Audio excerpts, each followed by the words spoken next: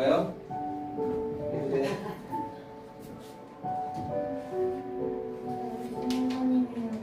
하나님의 사랑은 현재라는 것을 알았어요.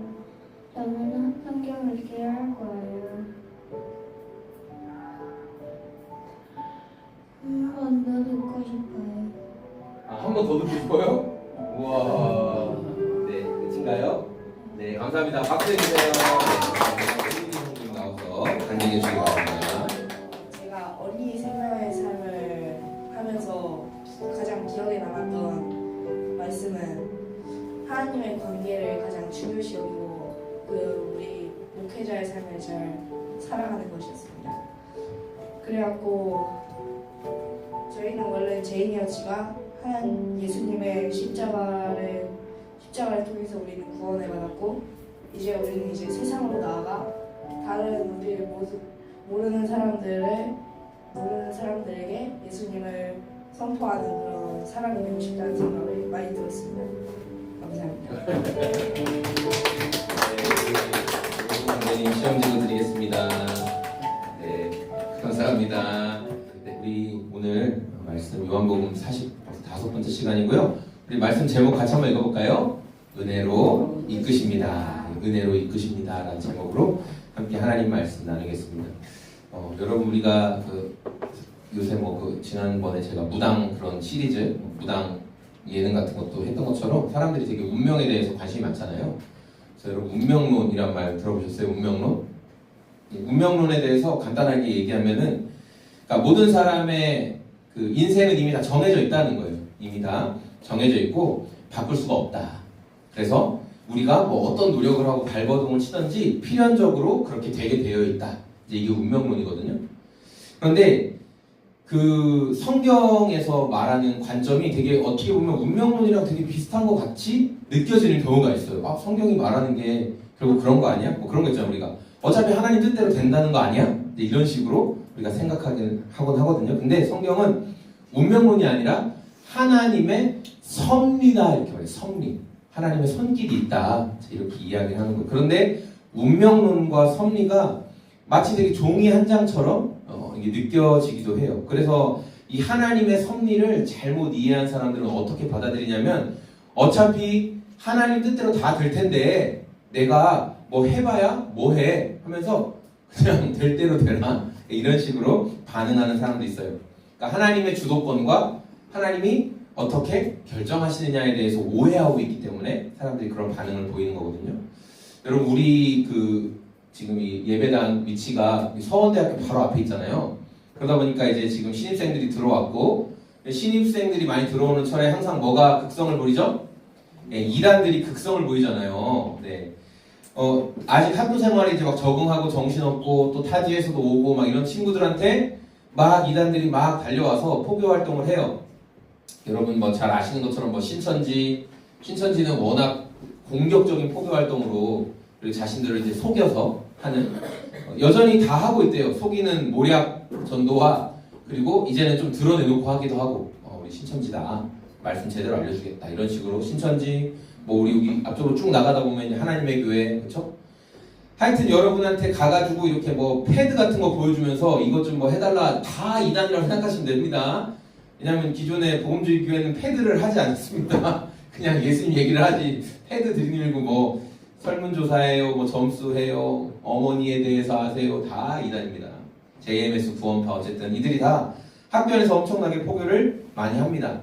혼자 다니는 신입생들 또 2명이 다니더라도 약간 이렇게 어디지 이렇게 하는 사람들한테 한 3-4명이 쓱 달라들어가지고 이제 포교 활동을 해요. 제가 여기서 이제 혼자 이렇게 창밖에 보고 있으면 이게 보이잖아요. 많이 보이거든요. 한때는 엄청 분노가 일어났어요. 그래서 제가 창문 밖에 소리 지른 적도 있거든요. 야 신천지 저리 가라. 자 그래서 저도 있는데 근데 제가 그래서 계속 보면서 어떤 생각이 들었냐면 혹시 저 아이가 저렇게 이단들한테 뭔가 이렇게 포교 이렇게 당하는 것도 하나님의 섭리인가? 그러다가 이제 이단에 대해서 나쁘게 생각할 수도 있고 아니면 이단도 한번 맛보고 오고 하나님의 섭리인가? 제가 혼자 그런 생각을 해본 적이 있었습니다. 어차피 우리 삶에 일어나는 많은 것들이 하나님의 손에 있다고 한다면 내가 할 수 있는 게 뭐가 있어? 그런 생각을 제가 했다는 거예요. 근데 여러분 이게 운명론적인 생각이에요. 이런 생각이. 어차피 내가 할 수 있는 건 없다. 저 사람이 2단을 만나든 3단을 만나든 그거 다 하나님의 섭리 안에 있다라는 생각은 하나님이 다 결정해놨다. 이렇게 말하는 게 운명론적인 생각이라는 거예요.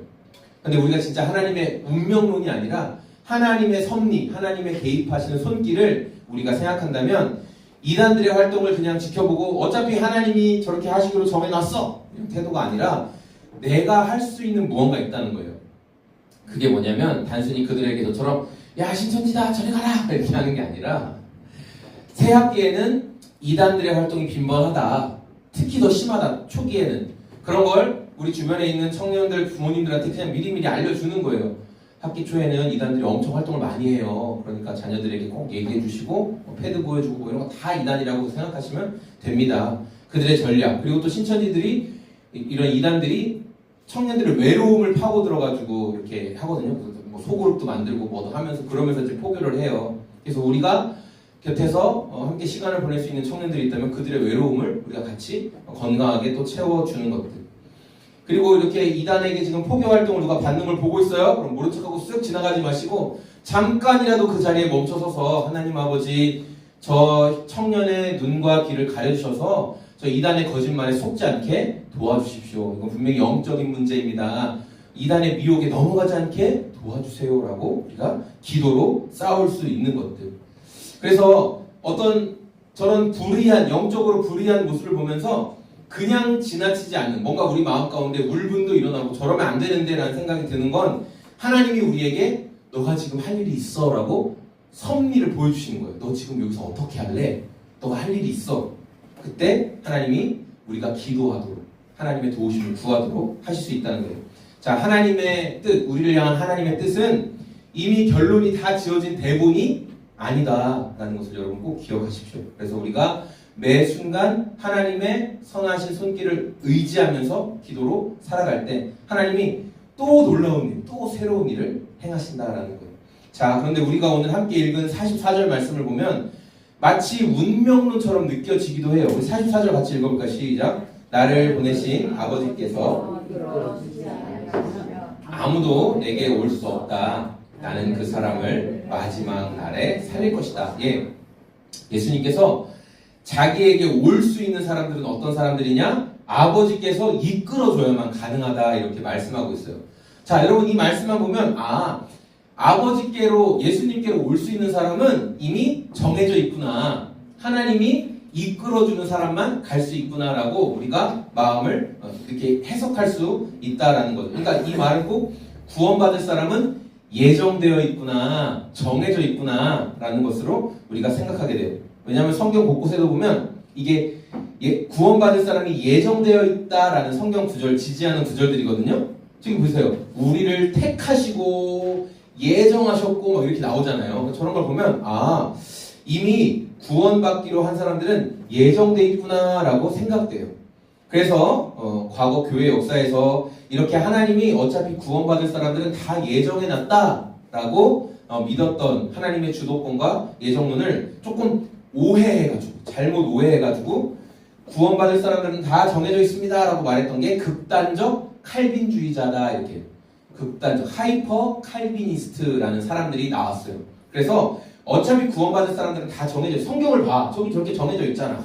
그러니까 전도하라고 할 필요도 없고 회개하라고 할 필요도 없고 거룩하게 살라고 할 필요도 없어. 왜냐하면 구원받을 사람들은 어차피 구원받으니까 그렇게 가르쳤어요.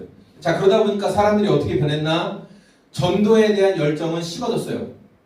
영혼 구원해야 된다라는 마음도 식어졌죠. 왜냐하면 어차피 하나님이 택할 사람은 택하셨고 이미 구원 못 받을 사람은 어차피 별짓을 다 해도 구원을 못 받는다라는 거예요. 그런데 예수님께서 이끈다, 44절에 나왔던 이끈다라는 말씀은 강제적으로 억지로 막 끌고 간다라는 그런 게 아니라 하나님께서 어떤 우리들의 마음을 열어주셔서 여러분 자성이 있는 그 물질에 이렇게 철이 탁 달라붙죠. 끌리게 되죠. 가까이 가면 막 움직이고 덜덜 떨리다가 딱 붙잖아요. 그런 것처럼 마치 자석에 달라붙는 것처럼 예수님께 우리 마음이 향하게 하신다.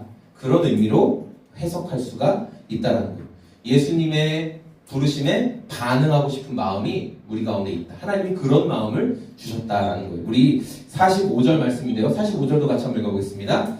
예언서에 기록하기를 그들이 모두 하나님께 가르침을 받을 것이라 하였다. 아버지께 듣고 배운 사람은 다 내게로 오고.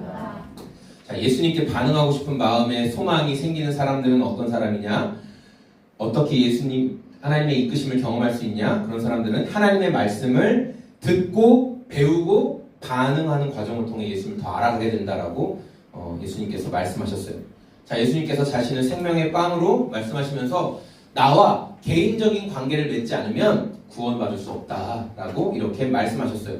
근데 여러분, 유대인들의 구원의 근거는 뭐였어요? 우리 조상이 누구다? 유대인들의 조상은 누굴까요? 믿음의 조상? 아브라함. 맞아요. 그리고 유대인들은 또 무엇을 받았죠? 하나님의 법인? 할례. 할례가 들어있는 뭐예요? 두 글자. 율법. 맞아요. 율법. 우리 조상이 또 아브라함이야, 모세가 우리를 이끌었어 라는 것을 가지고 이것 때문에 구원받아 이렇게 생각을 했어요, 유대인들은. 그런데 예수님께서는 뭐라고 말씀하셨어요? 아니야, 생명의 빵인 나와 개인적인 관계를 맺지 않으면 구원받을 수 없다라고 말씀하셨어요. 여러분, 운명론은 우리 인생은 이미 다 정해져 있기 때문에 아무리 발버둥 쳐봐야 그대로 흘러갈 수밖에 없다, 그렇게 얘기해요. 그런데 예수님은 하나님의 일하심은 우리가 믿음으로 반응할 때 놀라운 일들을 경험할 수 있다, 이렇게 말씀하셨다는 거예요. 그래서 저는 오늘 말씀을 통해서 성도가 운명론이 아니라 생명력 있는 믿음의 삶을 어떻게 살아갈 수 있는지를 함께 나누고 싶어요.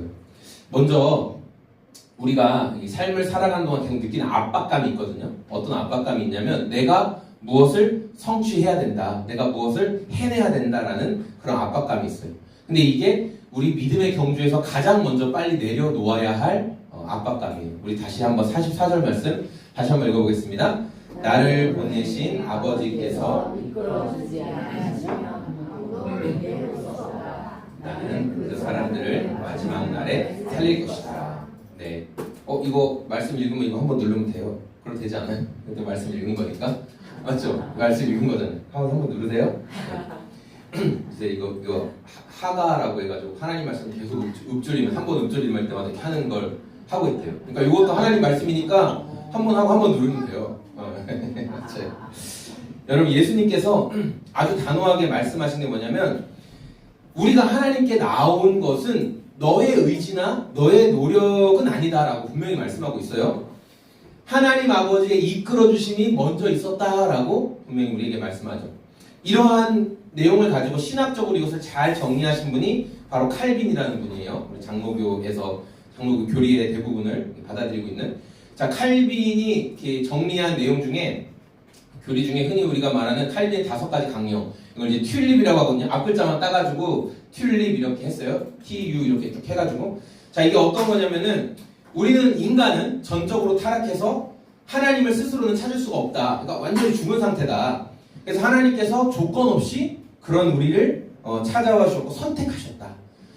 하나님이 우리를 선택하실 때, 조건 없이 선택하실 때 우리는 그걸 거부할 수 없다는 거예요. 거부할 수 없는 하나님의 그 강력한 은혜. 그래서 요 내용을 통해서 이제 장로교 교리가 되는 칼빈주의 내용이 쭉 이렇게 자세하게 세분화가 됩니다.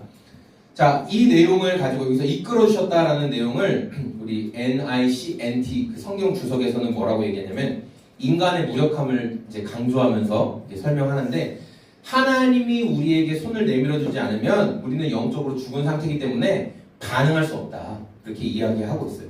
그러니까 여러분, 이 말씀이 위로가 되는 건 어떤 의미냐면 내가 살아가면서 근심이나 걱정이나 어려움이 되게 많이 있는데, 그래서 하나님 뜻대로 못 사는 것 같은데, 구원이라는 것은 내 실력에 달린 게 아니라 하나님이 그런 나를 딱 선택하셔가지고 끌어가시니까 나는 구원 받는구나, 하나님의 완벽한 주권이구나, 그렇죠? 그래서 이게 안도감이 되는 거야. 내 어떤 상태나 상황이랑은 상관없이 하나님이 나를 구원으로 이끌어 가시는구나. 이게 굉장한 위로가 돼요. 그래서 우리가 막 교만하게 나 지금 잘하고 있어, 나 좀 괜찮은 것 같아, 그럴 수 없다는 거예요. 자, 그러면 이제 이런 내용을 가지고 구원은 하나님이 전적으로 이끌어 가시는 거야 라고 생각하면 이런 질문이 생겨요. 하나님이 다 알아서 끌어가신다고요? 아, 그럼 내가 전도 같은 거 할 필요가 없겠네요. 어차피 택한 자들만 끌어가실 테니까. 자, 그러면 이런 생각이 바로 우리를 운명론에 빠지게 만드는 거예요. 그리고 영적으로 나태하게 만들어요. 어차피 구원받을 사람들만 구원받잖아. 그래서 아까 제가 말한 것처럼 이렇게 뭔가 이단들한테 미혹당하고 있는 사람을 봐도 아이 뭐 어차피 하나님이 하실 텐데 하고 그냥 무시하고 지나가는 방관자가 될 수 있다는 거예요. 그래서 예수님은 우리가 이런 생각에 빠질 수도 있으니까 균형을 잡아주시기 위해 바로 뒤이어서 이런 말씀을 하셨어요. 우리 45절과 47절 같이 읽어보겠습니다. 아버지께 듣고 배운 사람은 믿는 사람은 영생을 가지고 있다. 네. 예수님께서는 지금 44절에 이어서 45절부터는 인간의 반응에 대해서 지금 말씀하고 있어요. 그러니까 너희가 반응해야 된다 이렇게 말씀하시는 거예요. 자, 칼빈이 말한 전적으로 인간은 타락했고 죽어있는 상태였고 하나님의 전적인 이끄심, 자 이것을 말한 내용과 조금은 다른 관점인 알미니안주의가 있어요. 알미니안주의. 우리가 흔히 말하는 감리교회나 성결교회가 가지고 있는 구원관이에요. 자, 이것은 이 구원관의 가장 중요한 건 하나님이 먼저 사람에게 베풀어 주신 은총이 있다. 이걸 이제 선행 은총이라고 하거든요. 그래서 하나님이 모든 사람에게 하나님께 반응할 수 있는 그 조금의 선행 은총을 먼저 주신 거예요. 그래서 인간이 그 이제 선행 은총이 일어나서 아 이게 하나님이 나에게 말씀하시는구나라는 걸 이제 알 수 있다는 거예요. 감각이 깨어났어요. 그때 그 부르심에 반응하면 그때부터 구원의 놀라운 요정이 이제 일어나는 거예요. 자, 선행 은총에 대한 내용을 간단하게 이렇게 그냥 적어놨어요. 네, 여러분 뭐 눈으로만 한번 보세요. 그러니까 이 내용을 보면 아 하나님이 먼저 이렇게 타락한 인류에게 다 은총을 다 먼저 베풀어 주셨구나. 그런데 앞서 칼빈은 선택받은 사람만 이렇게 하셨다는데 이거는 모든 사람에게 다 은혜를 주셨단 말이야? 자 이런 생각이 들면서 여러분 뭔가 말씀이 충돌하는 것처럼 여겨져요. 아 뭐야. 자 그런데 또 이제 또 다른 성경 이렇게 주석 WBC 주석 저도 많이 보는 주석인데 자 이 주석에서는 하나님의 선택 하나님의 완벽한 주권 또 인간에게 주신 자유의지 이 두 부분을 막 충돌하는 과정으로 설명하지 않고 하나님의 주권적인 선택이 있고 인간의 책임 있는 믿음의 반응은 동전의 양면과 같다. 여러분 동전이 앞뒤가 있는데 이거 분리할 수 없는 거잖아요. 그냥 두 개가 하나예요. 앞면도 있고 뒷면도 있지만 하나님께서 우리를 로봇처럼 강제로 끌어가시는 게 아니라 우리를 인격적인 응답을 통해서 우리가 반응하게 해서 그래서 예전에 제가 설명드린 적이 있는데 이런 거예요. 어떤 사람이 문 앞에 섰어요. 문 앞에 이렇게 써 있어요. 이 문을 열고 들어오면 구원받는다. 문 앞에. 그래서 이 사람이 이 문을 열고 들어오면 구원받는다고 문을 딱 열고 들어갔더니 문 뒤에 뭐라고 써 있어요? 너는 구원받기로 예정돼 있었다. 같은 말이에요. 이 문을 열고 들어오면 구원받아요? 그래? 그럼 내가 문을 열었어? 하고 뒤로 봤더니 너는 이미 하나님께서 너를 택하셨다. 이렇게 되어 있다. 자, 우리가 같은 말씀을 보면서도 이것을 어떤 관점에서 이해하느냐에 따라서 해석이 완전히 달라진다는 것을 볼 수가 있어요. 자, 이 칼빈 하나님의 주권을 강조하는 관점에서는 아버지께서 이끌어주지 않으면 아무도 올 수 없다. 이 말인즉 선택받은 사람만 구원을 주시고 하나님이 주시는 구원에 대해서 사람은 저항할 수가 없어요. 그냥 끌려가는 거예요. 자, 끌어당긴다는 그 해석도 뭐냐면 그물로 물고기를 끌어당기는 것처럼 아주 강력한 힘을 이야기를 합니다. 또 반대로 인간의 반응을 강조하는 관점에서는 이 타락한 인간에게 하나님이 먼저 앞서서 은총을 베풀어 주셔서 사람이 하나님께 반응할 수 있는 감각이 깨어났다. 그래서 예수님의 이 초대에 하나님의 초대에 반응하는 사람은 이제 예수님께 나아갈 수가 있는 거예요. 그런데 중요한 건 뭐냐면 하나님이 이렇게 부르셔도 그것을 인간이 거절할 수도 있다는 거예요. 나는 하나님께 안 나아가겠습니다. 나는 순종하지 않겠습니다. 이렇게 거절할 수도 있다. 그리고 또 기꺼이 따를 수도 있다. 인간의 책임을 강조하는 관점에서. 그럼 여러분이 아니 목사님 그러면 우리는 어떤 신학자의 말을 들어야 됩니까? 이렇게 질문이 생길 수 있어요. 자, 신뢰할 만한 성경 주석에 따르면 이 44절에 나오는 이끌다라는 말은 어떤 강제적인 견인. 여러분 견인차에 딱 찍히면 끌려가야 되잖아요. 그래서 뭐 요새 맨날 그런 거 많잖아요. 사설 견인차가 오면 절대로 걸지 못하게 해라. 저 보험사 견인 불렀으니까 제 차에 손대지 마세요 막 이렇게 하라고 막 그런 말 들었잖아요. 그렇죠? 자, 하나님께서 이끌어 가신다는 내용을 이 성경 주석에서는 뭐라고 설명하냐면 자녀를 사랑하는 또 아버지를 사랑하는 그런 자녀가 있을 때 아빠가 집에 왔어요. 퇴근하고 왔어요. 그때 아이가 아빠의 사랑을 좋아해서 막 달려가서 아빠에게 안겨요. 근데 그때 아빠가 막 억지로 잡아서 확 끌어당긴 것도 아니에요. 그냥 아빠라는 존재만으로 너무 좋고 행복하고 아빠의 매력에 끌려서 본인이 달려가는 거죠. 마음의 문을 열고 아빠는 너무 좋은 분이야 라고 그분께 안기는 거예요. 자, 이렇게 하나님의 사랑에 끌리는 그 마음을 하나님께서 열어주셨다라는 거예요. 이끌다는 마음. 아, 나 하나님 너무 좋다. 그분을 더 알고 싶다. 이런 마음을 우리에게 주신다는 거죠. 자, 예수님이 이 영원한 생명을 얻고자 하는 유대인들에게 생명의 빵으로 오신 예수님과 개인적이고 인격적인 관계를 맺은 사람만 구원을 받는다. 지금 계속 그 말씀을 하고 계세요. 그런데 유대인들은 예수님을 어떻게 이해했어요? 요셉의 아들 목수 이것으로만 예수님을 이해하고 있으니까 예수님이 하신 말씀에 대해서 수근거리고 받아들이지 못했던 거예요. 그러나 예수님은 구원받는 사람들은 어떤 사람들이냐? 예수님이 하나님의 아들이다. 예수님이 우리의 생명의 빵이다. 이 말씀을 믿고 예수님이 말씀하신 걸 듣고 믿고 따르는 사람이 구원을 받는다라고 분명하게 여러분 말씀하셨어요. 자칫 운명론에 빠져서 삶을 살아갈 수 있는 우리를 예수님 너무나 잘 알고 계셨어요. 그래서 양쪽 극단으로 빠지지 않도록 두 가지 내용을 다 말씀해 주셨어요. 또 앞서 말한 것처럼 잘못된 칼빈주의, 하이퍼 칼빈주의 사상으로 인해 말씀을 이해하면 하나님 어차피 다 하실 건데 내가 할 게 뭐가 있어 라고 하면서 인간의 책임이 사라지고 무기력해져요. 반대로 인간의 책임만 강조하는 사상은 뭐냐면 하나님보다 인간의 선택이 더 중요해요. 더 커지게 된다는 거예요. 예수님이 우리에게 말씀해 주신 복음은 이런 양쪽 극단으로 가는 것을 철저하게 거부합니다. 그리고 신학자들의 이 두 가지 주장을 또 억지로 막 하나로 만들려고 하지도 않아요. 다만 우리가 이렇게 정리를 할 수 있을 것 같아요. 하나님께서 구원을 위해 먼저 시작하셨어요. 구원의 여정을 하나님이 시작하셨고 성도는 그 은혜에 믿음으로 끌리며 반응하게 된다는 거예요. 여러분 저와 아내가 계속 지금 도전하는 것들이 있어요. 오늘은 아내를 또 팔아먹어야 되겠죠, 그렇죠? 저는 계속 불찾기 시험을 도전하고 있고 아내는 교육대학원 이제 과정을 하려고 하고 있어요. 저희 둘 다 몇 차례 계속 떨어졌어요. 계속 실패하면서 이런 생각을 했어요. 왜 이렇게 안 될까? 왜 우리는 안 되는 거지? 아쉬움과 실망스러운 마음에 사로잡혔어. 그래서 제가 지나가는 말로 이런 말을 한 적이 있어요. 여러분이 델롬델이라는 말 들어보셨어요?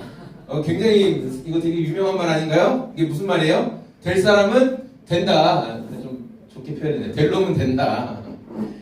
세상의 태도가 여러분 이렇습니다. 다 운명론적으로 가지고 있어요. 야 어차피 될 사람은 돼. 될 사람은 뒤로 넘어져도 금덩이를 주서 이렇게 얘기하잖아요. 안 될 사람은 뭘 해도 안 돼. 이거 다 정해져 있어. 이런 식으로 세상을 받아들입니다. 이런 계속된 실패로 인해서 저와 아내가 왜 이렇게 안 될까? 우리는 안 되는 걸로 정해졌나? 이거 하나님이 혹시 막으시나? 막 이런 생각을 가질 수도 있어요. 막 패배감에 빠지고 큰 실망을 경험합니다. 그런데 여러분 복음은 운명론을 거부해요. 네 운명은 정해져 있다. 복음은 절대 그렇게 말씀하시지 않으세요. 하나님께서는 우리의 실패와 좌절과 뜻대로 안 되는 모든 과정을 통해서 그 상황을 통해서 어떤 열매를 만들어내고 계신다는 거예요. 내가 그 상황을 겪어야지만 지나고 나서 봤을 때 그때 그 사건이 이래서 필요했구나라고 말할 수 있는 무언가를 지금 만들고 계신다는 거예요. 하나님께서는. 우리가 이것을 기억해야 돼요. 여러분 앞서 이렇게 칼빈 이야기와 알미니안 이야기를 했어요. 여러분 침례교회의 장점이 뭔지 아십니까? 침례교회의 장점? 침례교회의 가장 중요한 신학자 없습니다. 침례교회는 가장 중요한 신학자가 없어요. 장로교회는 칼빈 너무나 중요하고 우리 감리교회나 거기는 웨슬레 너무너무 중요하죠. 웨슬레가 중요한데 저희는 엄청 막 맨날 저분이 우리의 이거야는 없습니다. 우리는 침례교회는 성경이 가는 데까지만 가고 성경이 여기까지야 그러면 거기 멈추는 거예요. 성경에는 하나님의 선택과 인간의 결단이 다 기록되어 있어요. 마치 동전의 양면을 보는 것처럼 굉장히 신비로운 균형을 성경은 나타내주고 있어요. 구원은 전적으로 하나님으로부터 시작돼요.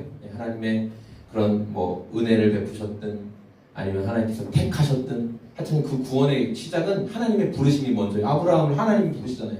아브라함이 먼저 하나님 저 좀 구원해주세요 안 했거든요. 하나님이 먼저 부르세요. 모세가 하나님 저 좀 구원해주세요 안 했어요. 하나님이 먼저 부르세요. 구원의 여정의 시작은 하나님이 하십니다. 그리고 진정한 성도라면 하나님께서 그 구원으로 초대하실 때 반응하게 된다는 거예요. 이전의 죄를 회개하고 예수님 앞으로 나와서 예수님 나의 구원자와 주님이십니다. 그것을 맞아드립니다. 그리고 예수님과 개인적인 관계를 맺고 공동체 앞에서 몰래 신앙생활하는 게 아니라 공동체 앞으로 나와서 예수님 나의 구원자입니다. 이제 나 예수님을 위해 살겠습니다. 라는 고백으로 침례도 받고 그리고 예수님과 함께 제자의 삶을 살아가는 거예요. 여러분 생명력 있는 신앙생활을 하기 위해서 예수님이 말씀하신 이 두 가지 관점 모두를 우리가 다 가지고 있어야 돼요. 내가 잘나서 구원해 주신 게 아니기 때문에 겸손해야 돼요. 실패해도 괜찮습니다. 왜냐하면 하나님께서 우리를 부르셨고 구원의 여정으로 인도해 가시는 것은 분명하기 때문이에요. 하나님의 섭리 안에 우리가 지금 살아가고 있어요. 그러나 우리가 예수님의 제자로서 하나님이 우리 삶에 요구하시는 것들에 대해서 우리는 순종해야 돼요. 아, 나의 이런 변화를 원하시는구나. 또 우리가 맨날 회개할 때마다 그러잖아요. 아, 나는 지금 잘하고 있다고 생각했는데. 맞아요. 나는 지금 옳다고 생각하는데 우리 믿음이 자라면서 하나님이 그거 아니다 라고 말씀하시는 것들에 대해서는 이제 우리가 순종하고 변화해야 한다는 거죠. 내게 주신 이 삶의 자리에서 오늘 내가 만나는 여러 사람들과의 상황 속에서 내가 어떻게 하면 영혼 구원에서 제자 삼는 것이 예수님의 소원이시고 또 나는 예수님 소원 풀어드리기 위해서 살아가는 인생인데 어떻게 할 수 있을까?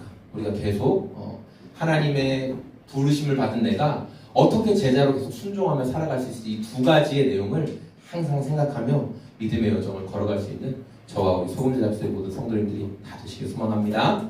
네, 우리 시간에 주만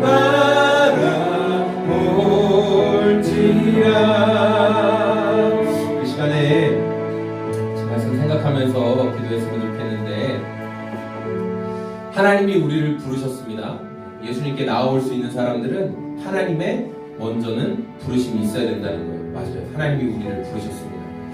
그러나 또한 예수님께서는 이어서 말씀하시기를 아버지의 말씀을 보고 듣고 순종으로 따르는 사람들만 또 예수님을 구원자와 주님으로 맞아들일 수 있다고 말씀하셨어요. 우리 삶에서 그 주님이 주시는 감동과 부르심에 반응해야 될 필요가 또 있다는 것입니다. 우리가 이 시간에 기도할 때 하나님, 제가 하나님의 택함받은 존재라는 것에 먼저는 감사합니다. 내가 택함받았다, 나 구원으로 택함받았어, 그 사실에만 머물러 있는 인생이 아니라 그렇다면 하나님께서 그런 나에게 믿음이 성장하면서 요구하시는 것이 무엇이 있을까요? 예수님의 소원을 어떻게 내가 내 삶을 통해 풀어드릴 수 있을까? 예수님, 제가 제자로 그렇게 살아갈 수 있도록 저희를 구원으로 초대하시고 구원의 여정을 이끌어 가시는 그 하나님 앞에 제가 믿음으로 반응하는 자가 되게 도와주세요. 이런 마음으로 같이 기도하시겠습니다. 하나님 아버지, 우리를 구원으로 부르신 하나님의 은혜에 감사합니다. 하나님, 구원은 하나님의 선물입니다. 그래서 우리가 자랑할 것이 없습니다. 행위에서 난 것이 하나니 누구도 구원에 대해서는 구원 하나님의 택하신 가운데 자랑할 것이 없습니다. 그러나 또한 우리의 인생을 살아가면서 하나님께서는 우리가 자녀의 삶으로 하나님의 사람의 삶으로 온전히 살아가기를 원하시는 것이 있습니다.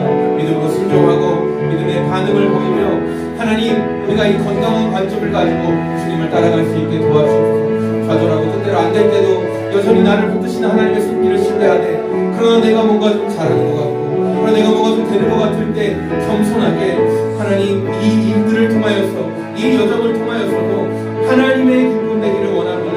하나님께서 기뻐하시는 방향으로 제가 나아가길 원합니다. 겸손히 주님 따라갈 수 있는 하나님의 소금대학교의 모든 성도들이 될 수 있게 도와주십시오. 우리를 부르시고 또 우리에게 반응하게 하시는 하나님의 놀라운 사랑을 기대하며 나는 하나님의 그 사랑에 어떻게 반응하고 있는지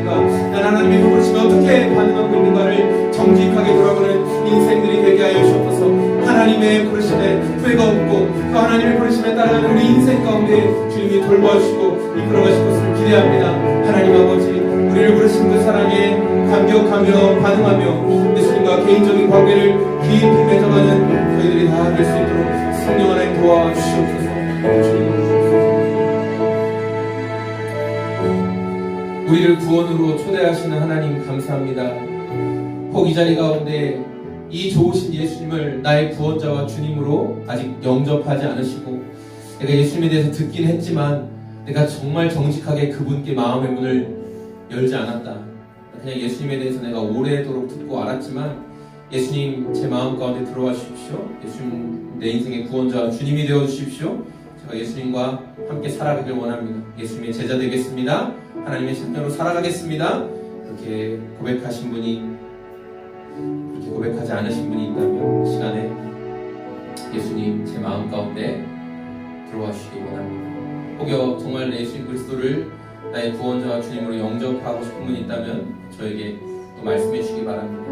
예수님 앞에 결단해야 되는 것입니다. 그냥 내가 마음으로만 생각해도 되는 게 아니라 마음으로부터 이루고 입으로 시인하여 구원을 얻는다고 말씀하셨습니다. 마음으로 믿고 입으로 시인하는 그 액션이 우리에게 필요합니다. 반드시 내가 예수님 영접했는가, 예수님과 개인적인 관계를 맺어가며 살아가고 있는가를 점검하기를 원합니다.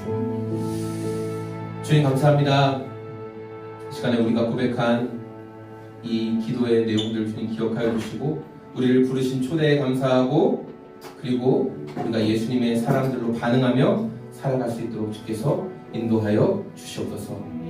이제는 우리를 사랑하시는 하나님 아버지의 그 놀라운 사랑과 사랑에 순종하셔서 이 땅에 오셔서 십자가를 짊어지시고 죽으시고 부활하심으로 우리의 모든 죄 문제를 감당하신 예수님의 순종하심으로 예수님의 놀라운 순종을 우리 평생의 삶의 증인으로 깨닫게 하시는 성령 하나님의 성도 안에 함께 하시는 오늘 이곳에서 함께 예배하며 하나님의 자녀로 주님께 반응하며 살아가겠습니다 고백하는 사랑하는 소금제작소교회 모든 성도들 위해 함께 해주시는 은혜가 지금부터 영원토록 함께 계실지어다.